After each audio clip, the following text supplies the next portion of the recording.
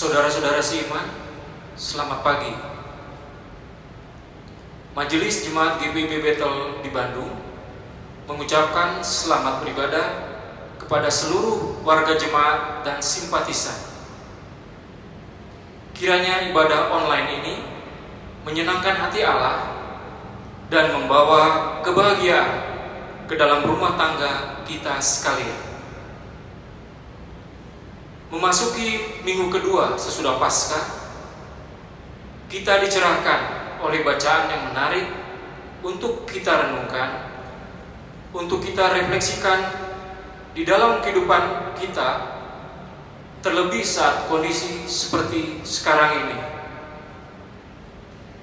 Tema bacaan minggu kedua sesudah Paskah adalah Tuhan bekerja dengan cara ajaib melalui kitab Keluaran pasal 7 ayat 7 sampai 13. Musa memandang kemampuan Allah menurut ukuran dirinya sendiri. Musa berpikir untuk bisa membebaskan orang-orang Israel dari tawanan Firaun diperlukan kemampuan berorasi yang hebat atau kemampuan berbicara yang luar biasa.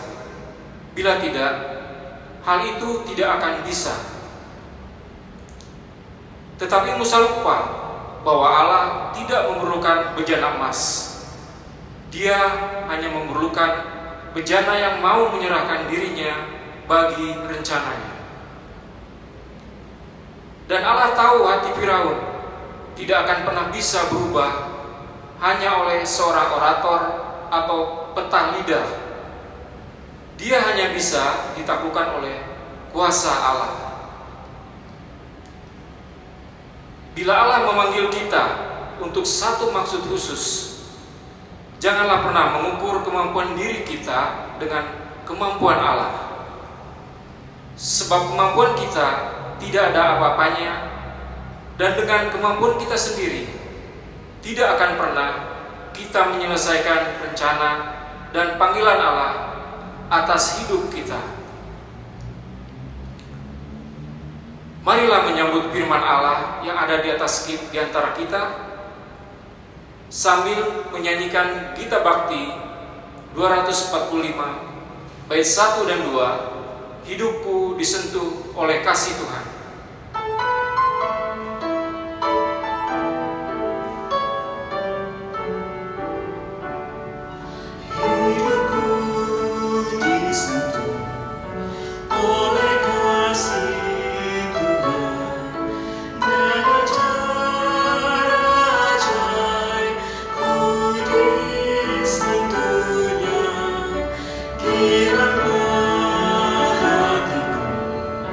Walau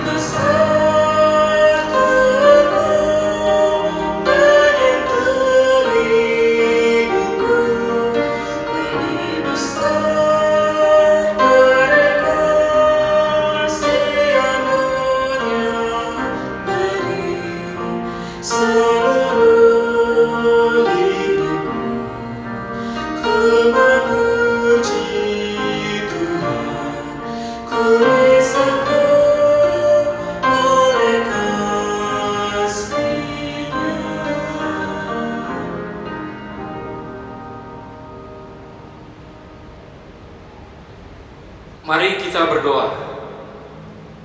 Bapa kami yang berada di sorga, Allah Bapa yang Maha Baik, kami bersyukur kepadamu karena Yesus Kristus telah bangkit dari kubur. Dengan kebangkitannya, Engkau tumbuhkan semangat dan harapan baru dalam hati kami, umat yang baru Kau ciptakan, dan pintu surga Kau buka bagi kami. Melalui kebangkitannya, kuasa dosa Kau curahkan, kami Kau damaikan dengan Dikau dan sesama, dan alam semesta yang porak-poranda Kau pugar kembali. Ya Allah pemberi hidup, kami percaya bahwa Yesus sungguh-sungguh bangkit. Karena kemenangan Yesus atas maut itu, Engkau berkenan membangkitkan harapan serta semangat baru di dalam diri kami. Sambil merayakan kebangkitan Yesus itu, kami mohon, kiranya kami semakin dijiwai semangat kebangkitan dan hidup secara baru, mengikuti langkah Yesus, Tuhan pengantara kami, yang bersatu dengan Dikau dan Roh Kudus, hidup dan berkuasa selama-lamanya dalam hidup kami. Biarlah firman Tuhan yang kami baca dan renungkan saat ini dapat menjadi kekuatan untuk menjalani aktivitas pada hari esok dan sepanjang sepekan ini.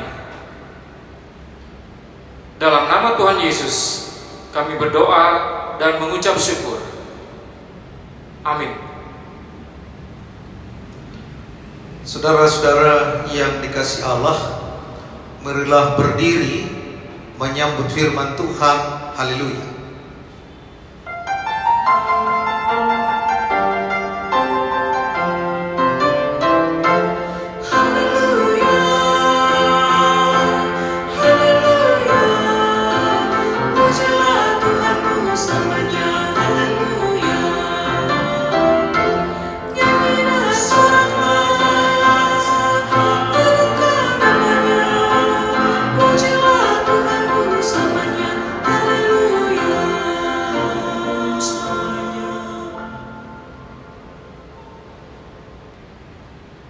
Pembacaan Alkitab pada hari Minggu kedua sesudah Paskah adalah dari kitab Keluaran 7 ayat 7 sampai dengan 13.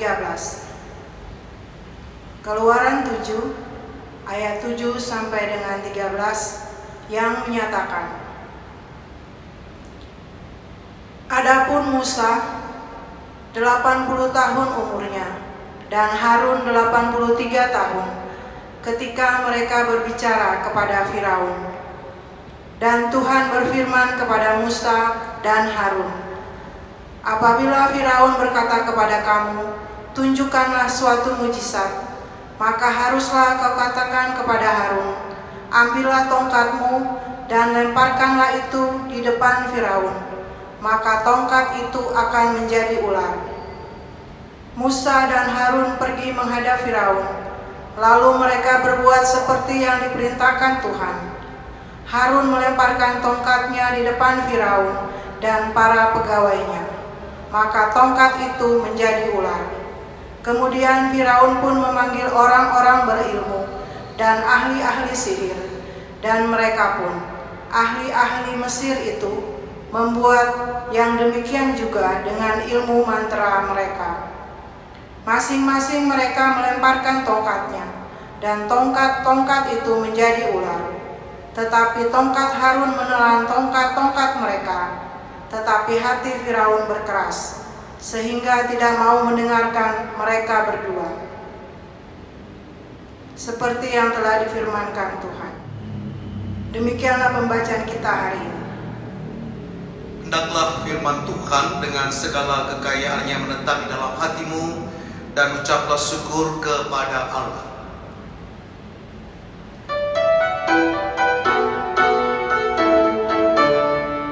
Kepadamu puji-pujian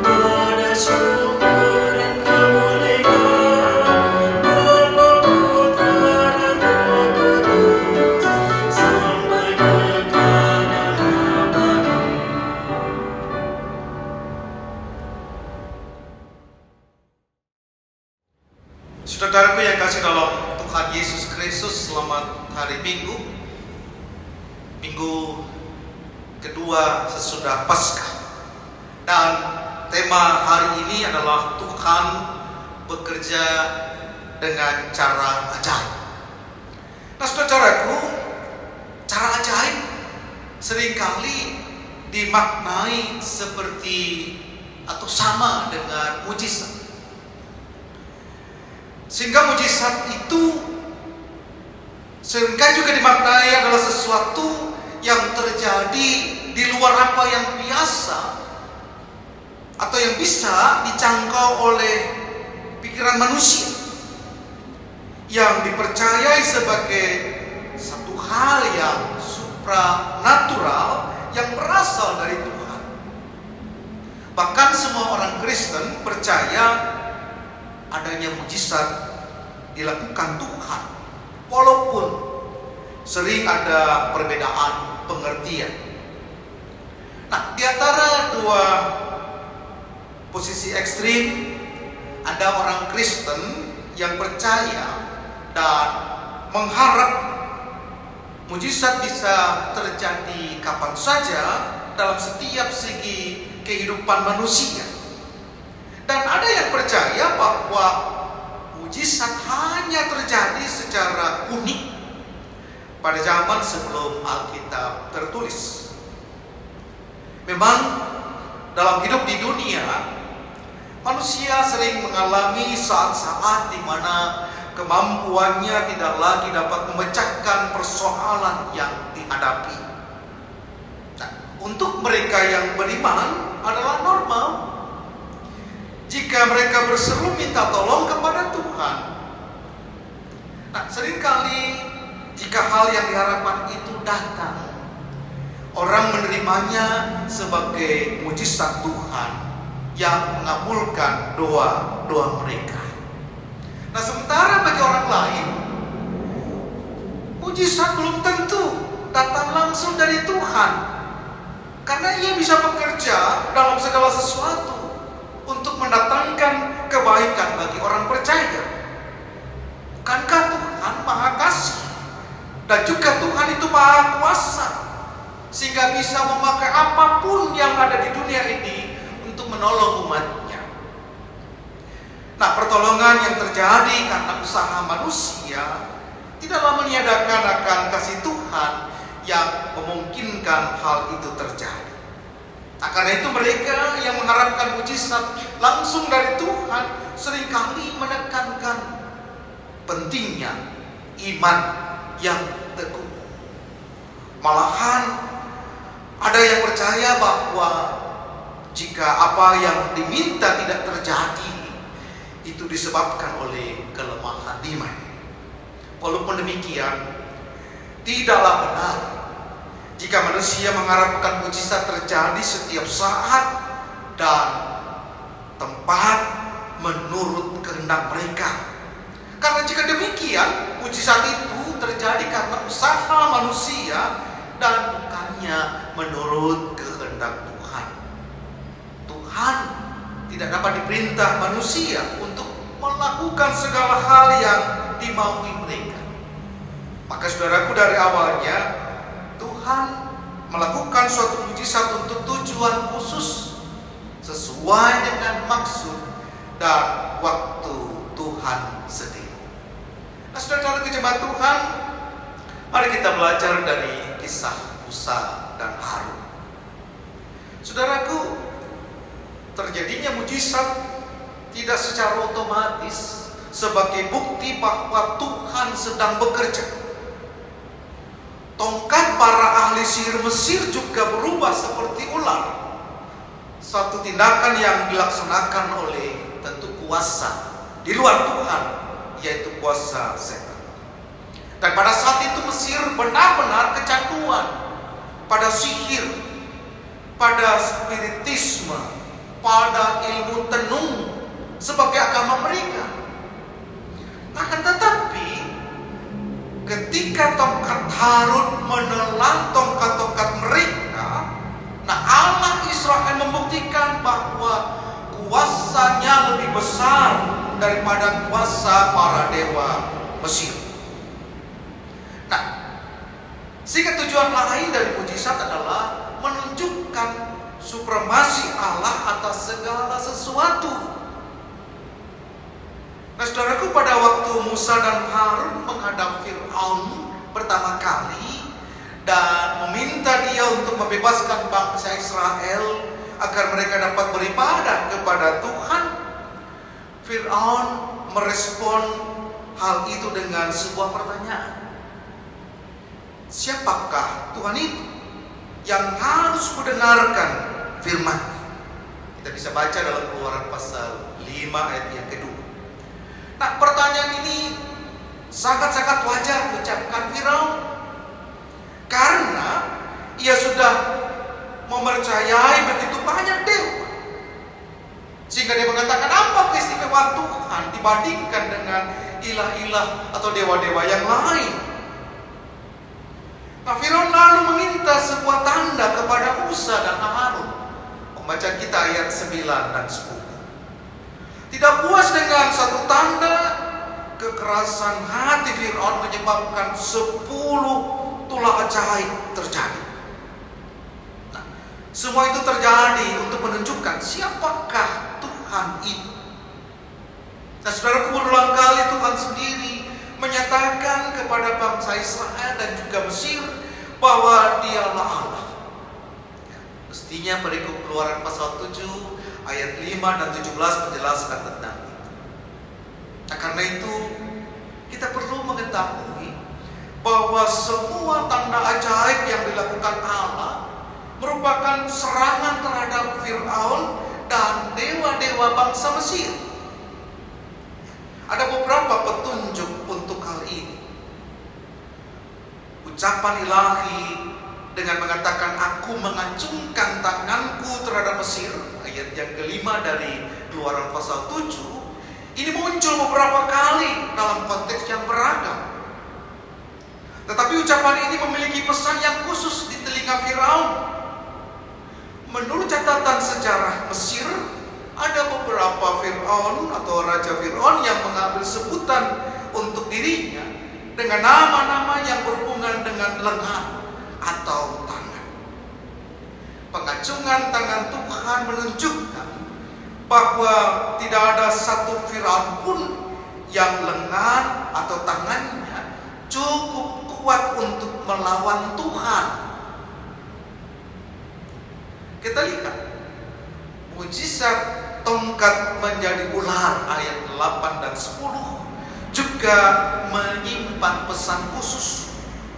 Karena ular merupakan salah satu simbol kekuasaan dan kepercayaan Firaun.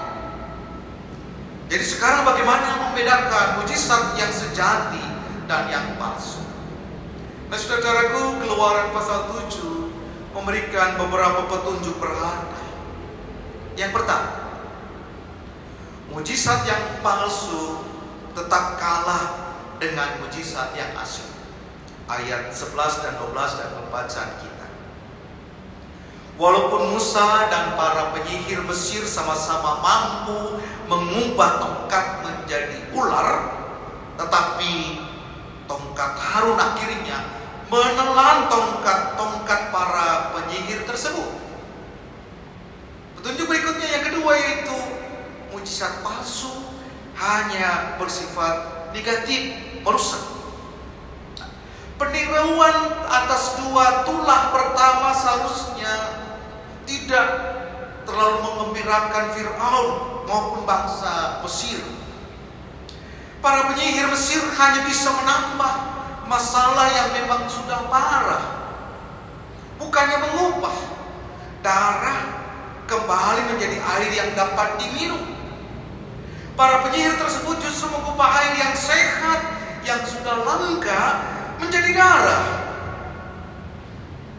sehingga tidak ada kebaikan apapun yang dihasilkan. Nah, saudaraku, yang lebih menarik lagi, kenapa bacaan kita ini perlu mencatat umur Musa dan Harun di sini? Dikatakan mereka bukan orang muda lagi. Musa berumur 80 tahun dan Harun 83. Nah, saudaraku, ini menjadi satu dorongan bagi kita. Ketika kita sudah tua dan lanjut usia, biar ini menjadi doa dan harapan kita, menyaksikan bukan kemampuan dan kehebatan kita sehingga bisa merubah segala sesuatu, tetapi yang dituntut Tuhan dari kita adalah sanggupkah kita setia dan taat kepada Tuhan. Berarti bukan soal dia masih muda atau sudah tua. Ketika Tuhan memanggil mereka, Tuhan pasti memberi kuasa dan karunia. Tidak ada kaitan soal umur dan juga soal muda dan tua mereka. Karena itu tidak boleh ada orang yang berkata, saya sudah terlambat dan bukan saya lagi yang patut dipakai Tuhan. Secara fisik mereka bukan lagi anak muda yang gagah perkasa. Nah, yang dimintakan kita perlu setia ikut Tuhan, kita perlu taat kepadanya dalam segala hal yang kita kerjakan. Nah, ini bukan panggilan hanya kepada mereka yang menjadi hamba-hamba Tuhan atau yang melayani Tuhan di ladangnya, tetapi ini adalah panggilan Tuhan kepada setiap anak-anaknya dan juga tentu jemaat Tuhan. Pada waktu Tuhan memanggil kita untuk mengerjakan sesuatu dalam hidup kita, Tuhan melengkapi kita dengan karunia dan berkat, dan di dalamnya ada bakat yang juga Tuhan nyatakan karena kita perlukan di situ. Tuhan tidak pernah menuntut apa yang kita punya, dan Tuhan tidak memakai kita karena kita sanggup dan bisa. Tetapi di sini karena Dia ingin melengkapi kita. Saudaraku yang kasih dalam Tuhan Yesus Kristus, beberapa aspek penting yang kita pelajari di sini. Yang pertama, kuasa kegelapan memiliki kekuatan dan kuasa. Alkitab melalui bacaan kita mengatakan pada waktu kuasa kegelapan itu melakukan sesuatu yang merusak dan merugikan hidup kita, itu senantiasa di bawah kendali Tuhan. Tuhan tidak akan pernah membiarkan iblis mencobai lebih daripada kekuatan kita menanggungnya. Tetapi yang kita perlukan adalah waspada. Seperti yang dikatakan, Musa dan Harun merubah tongkat menjadi ular. Ahli-ahli sihir itu juga bisa membuat hal yang sama. Namun dikatakan ini adalah pemalsuan. Ini adalah cara tipu muslihat yang tidak gampang dan tidak mudah kita kenali. Itu sebabnya sebagai anak-anak Tuhan, biar kita selalu sadar dan selalu waspada.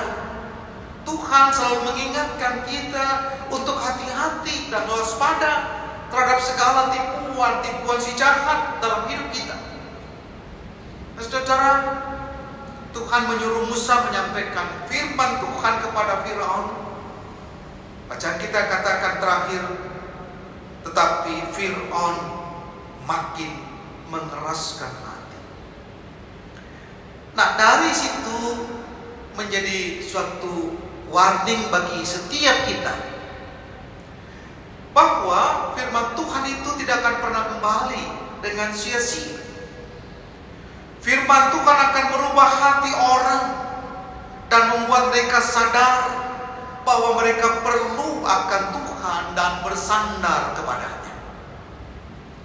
Tetapi mereka yang bersandar diri pada berhala-berhala diri pasti akan makin kuat, makin mengeraskan hati, sehingga mereka tidak akan pernah melihat kebenaran Tuhan dan bertobat. Nah, dari situ saudaraku membuat kita akan selalu rendah hati pada waktu kita mendengar firman Tuhan, agar kita diubahkan, agar semangat kita digugah, agar kita tahu bahwa semua itu adalah anugerah Tuhan yang baik bagi kita. Selamat memasuki kehidupan yang baru. Tuhan Yesus memberkati kita. Amin.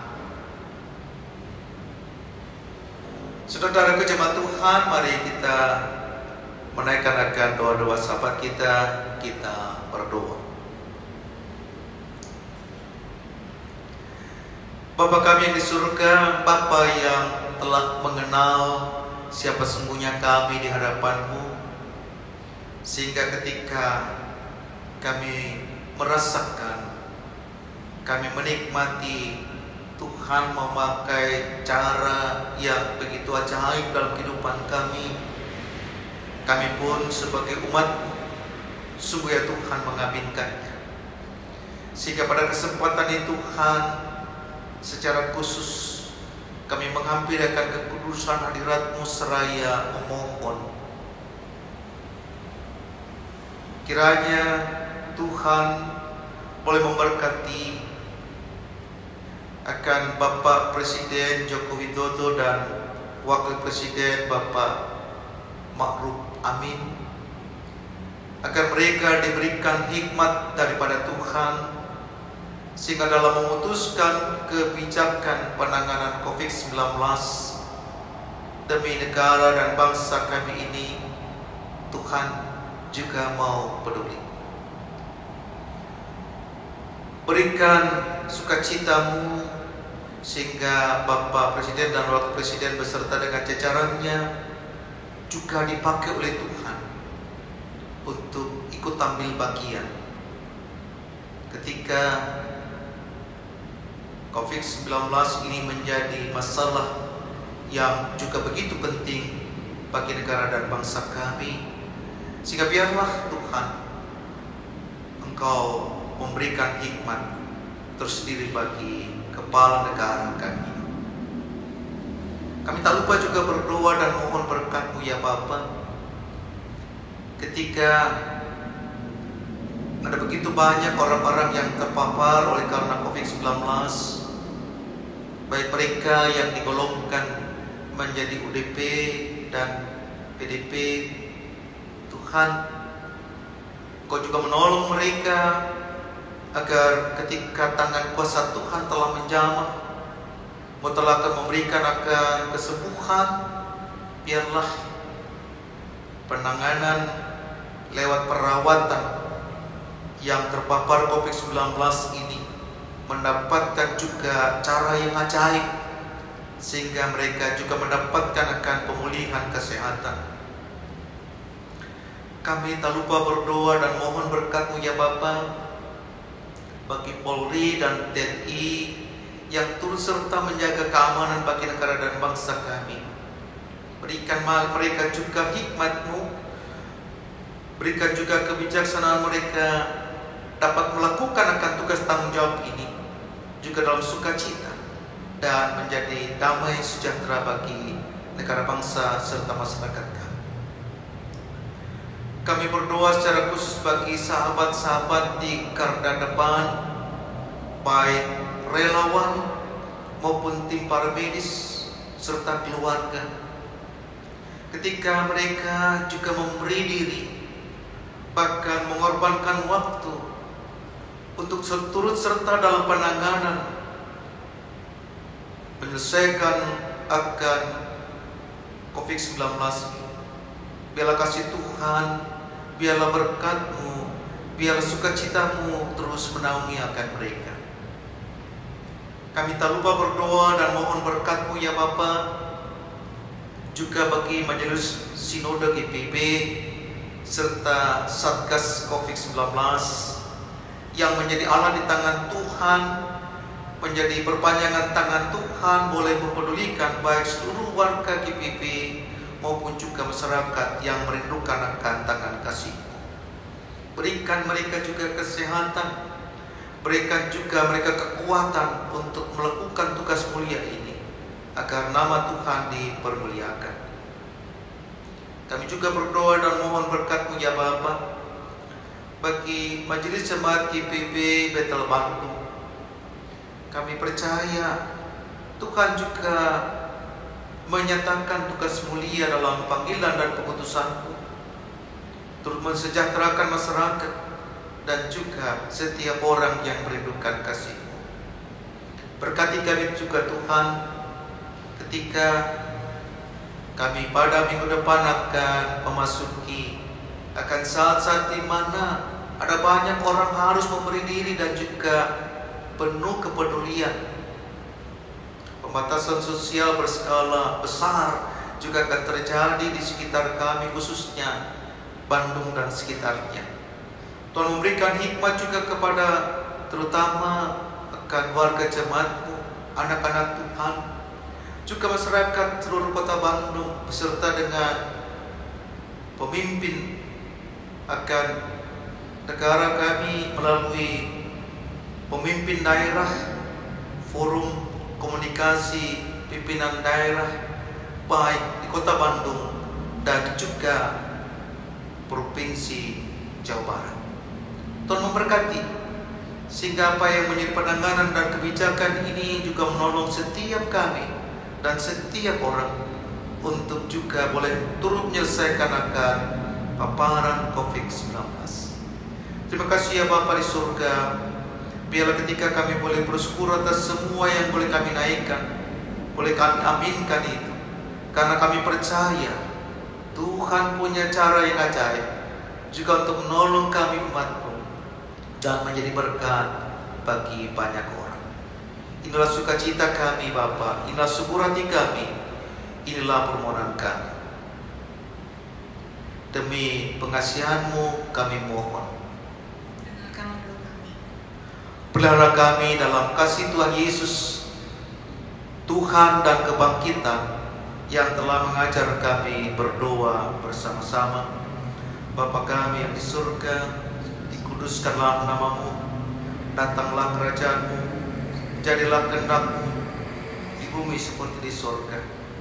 Berikanlah kami pada hari ini makanan kami yang secukupnya, dan ampuni kami akan segala kesalahan kami, seperti kami juga telah mengampuni orang yang bersalah kepada kami. Dan jangan membawa kami ke dalam pencobaan, tapi lepaskanlah kami daripada yang jahat.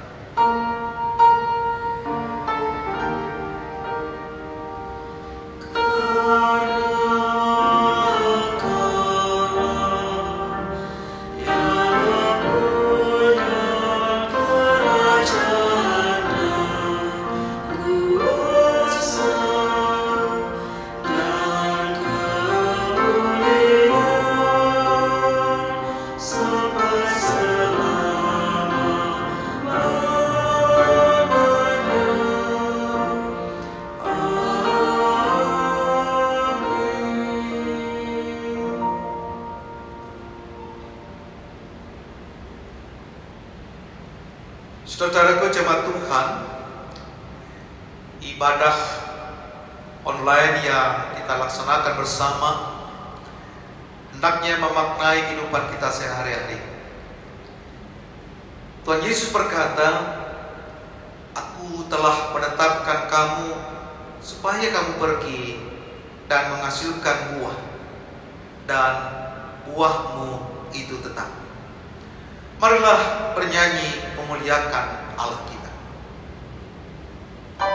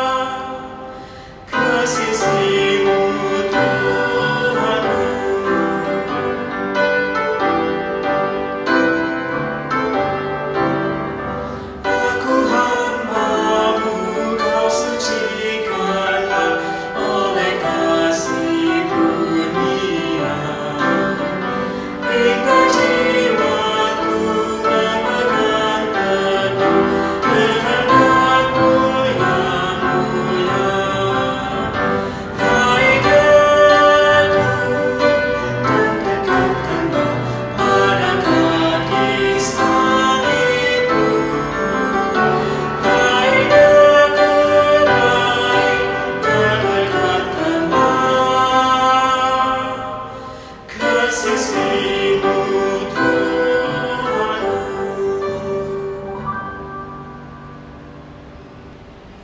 Saudaraku, arahkanlah hatimu kepada Tuhan dan terimalah berkat-Nya. Tuhan memberkati engkau dan melindungi engkau. Tuhan menyinari engkau dengan wajah-Nya dan memberi engkau kasih karunia. Tuhan menghadapkan wajah-Nya kepadamu dan memberi engkau damai sejahtera.